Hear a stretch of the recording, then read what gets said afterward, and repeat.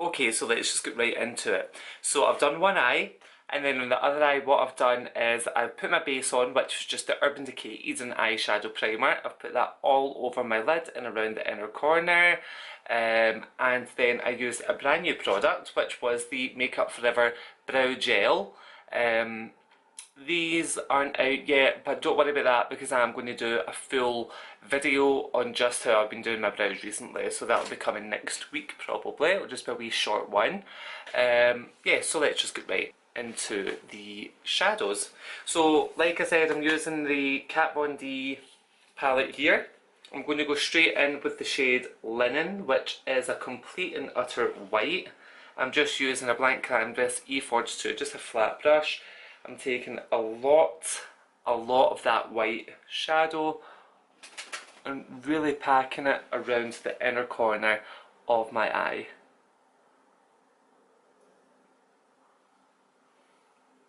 I also kind of pull the white shadow along the inner half of my lid as well. Again, like I done in my previous video, I didn't actually set the base because I want it to be wet so I can get a much better colour payoff when I'm packing on these base colours.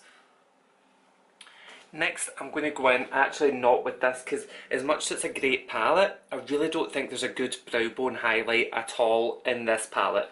So what I'm going to do is still stick with Kat Von D, but I'm just going in with the shade Thunderstruck in her Metal Crush eyeshadows. It's just a single shadow, but it's just a nice kind of white champagne pearlescent shadow. I'm just using the same brushes I used for the white, and I'm packing on that brow bone highlight all the way along the brow bone. Now that we've got these two colours really popping, I'm going to then set the rest of the lid with the shade Bone. I'm using the Lancome number 17 blending brush, and I'm just taking that colour bone around the outside of the eye and kind of blending it up towards the lower part of the inner corner of your brow. Next, I'm keeping the same blending brush. I'm going in with the colour Suede, which is just a nice kind of light beigey brown tone. Same brush, and I'm just working that colour around the outer corner and blending it up into the crease. Being very careful that I'm not coming down over the white.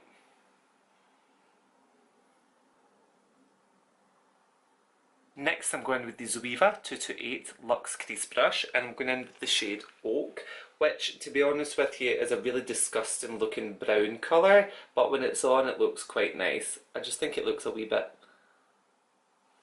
like shite. Try me just not a nice shade of brown. But anyway, when it's on it does actually look nice. I just don't think it looks nice in the pan. And I'm literally just creating a triangle from the outer corner of the eye up into the crease to about halfway in, and very, very, very lightly tickle the eyelid in circular motions to kind of soften that triangle. I'm going back to the previous brush with a wee bit of Suede, and I'm very, very lightly again tickling over the edges of the shade Oak that we've just applied to soften our blend. Really easy so far. Next, I'm going in with the shade Synergy, and I'm going to go in with the Smashbox brush. Now, I think this brush just came in a palette, to be honest with you, but it's got a blend on one side and a flat edge on the other. I'm going in with the flatter side with the shade Synergy. And I'm really just working that onto the lid, right in the middle of that triangle that we've just created with the shade Oak. I'm really packing that shade on, and I'm pulling it towards the centre of the lid. But what I absolutely hate, and I hate when I see this in a look, is that line, that that line right in the middle of the eye where you've got like no blend, or you've got a really crappy blend between a lighter colour and a darker colour. So what I'm going to do, you see I've got the white, then we've got the shade Synergy, but we've got no blend there. So I'm going to go in with the shade Glitz, which is a champagne tone. So it's not as light as the white, but it's not as dark as the Synergy. It's just a nice tone in between, and I'm going to pack that on with a flat blank canvas E24 brush. And I'm packing that on between the white and the Synergy to make sure that I've got a really nice transition and blend between the two colours. So it's not just going white into dark brown, it's going white into the champagne into the brown. How much nicer does that look? So next what I'm going to do is go in with my NYX Jumbo pencil in Milk, and I'm just going to do the lower waterline. How horrible does it look when you're doing the waterline on camera and you're like, oh. So I've done that waterline all the way along, and I'm then going to go back to Suede, and I'm going to work that all the way along underneath the waterline with a wee pencil brush. I'm just using the Zoeva 230 Luxe pencil brush. So I'm kind of just pressing that all the way underneath the lash line and bringing it to meet the outer corner with the shadows on top. Finally, I'm going back to that shade Oak. I'm going in with a really small wee kind of liner brush. This is the Lancome number 24 liner brush. And we're just working that shade Oak on the outer corner of the eye through the lower lashes. Again, joining that around to the top so that we don't have that kind of disjointed blank part on the eye. Now for the hard part, not really hard part, but what everybody thinks is the hard part, I'm going to go in with my white liquid liner in the shade Bump, and that's from Urban Decay, and I'm just going to create a really nice flick and then cat eye down into the centre of the eye.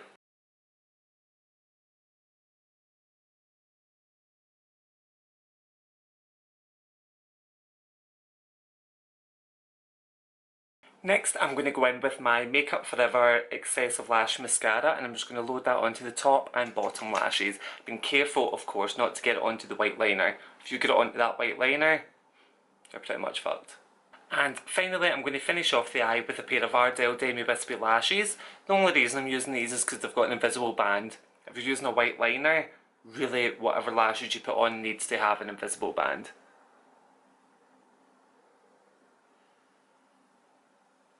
Okay, so that's the eyes done. Now we're going to go straight on to complexion.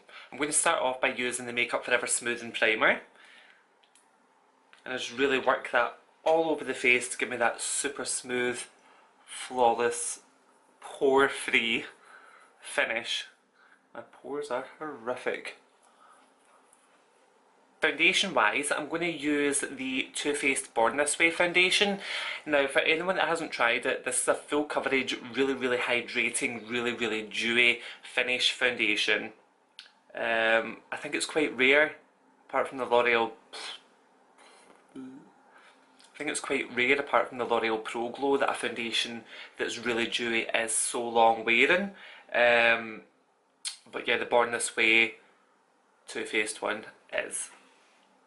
So I'm just going to beauty blender that on. For concealer, I'm going to use the Maybelline Instant Anti-Age The Eraser Eye, and this is in the shade Light. Now, this concealer does come with a disgusting wee sponge on the top. I absolutely hate it. So what I do is I just twist the concealer till the product comes out the top, then I take it off and use my finger to apply the concealer. I think it's a wee bit more hygienic.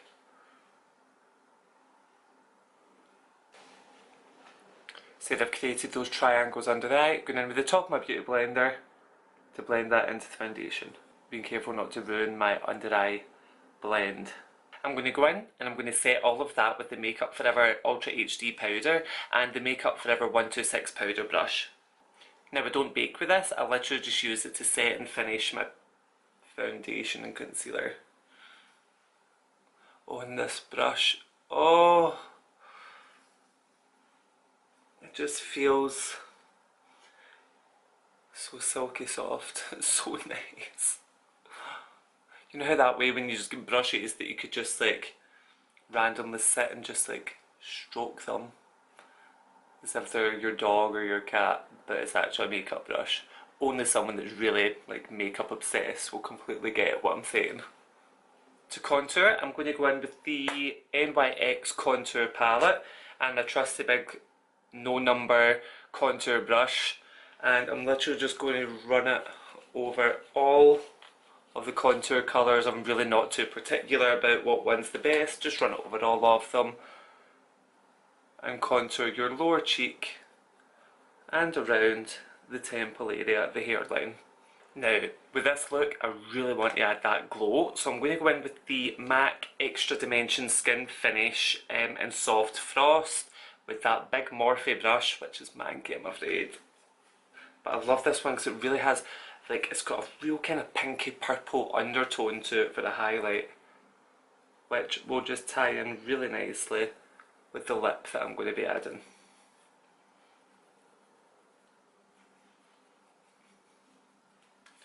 Just kind of buffing that all around the outer corner of the eye and skimming the top of the cheekbone. I like it that it's got that kind of pinky purple tone, so it almost kind of doubles up as a blush as well, so it's giving you that wee bit of colour as well as the highlight to your complexion. Now, you all seen in my previous video how I done my beard, so I'm going to go off camera and do my beard because you don't need to sit and watch that again, and I'll be back with you in 2 seconds.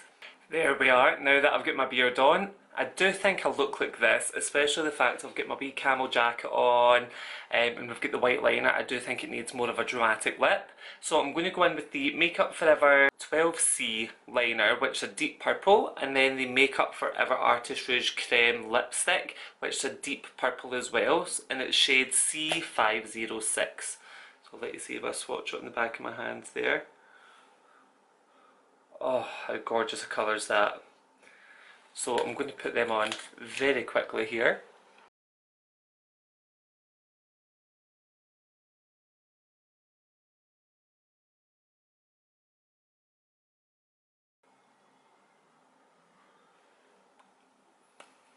I just love these lipsticks. See if you are someone who's got really dry lips, with the Makeup Forever lipsticks, anything on from a shade point of view that starts with a C means it's cream based, which means it's really hydrating, but it is pretty long lasting as well, to be honest. And I do love like a really kind of nice berry purple cool tone lip as well, because it does make your teeth look a lot whiter. So yeah, there we have it guys, that's the finished look. I really love, to be honest with you, how like the shadows, let's face it, it's a really boring eye look if you took away the white liner. Do you know what I mean? It's just a wee brown everyday eye, but by changing up the black liner and giving it a white liner really does make it look a lot more dramatic. It makes it look like your skill level is a lot higher than what it actually is. Does that make sense? So anyway, thank you so much for watching. I hope you liked this look. If you did, then please do hit the subscribe button, and if you did like the look or any of my videos, please do share them on your social media. If you don't have me on social media, then do get me on Instagram and Snapchat. I'll be posting them at the end of the video. Yeah, and until next time, I'll see you later. Bye guys!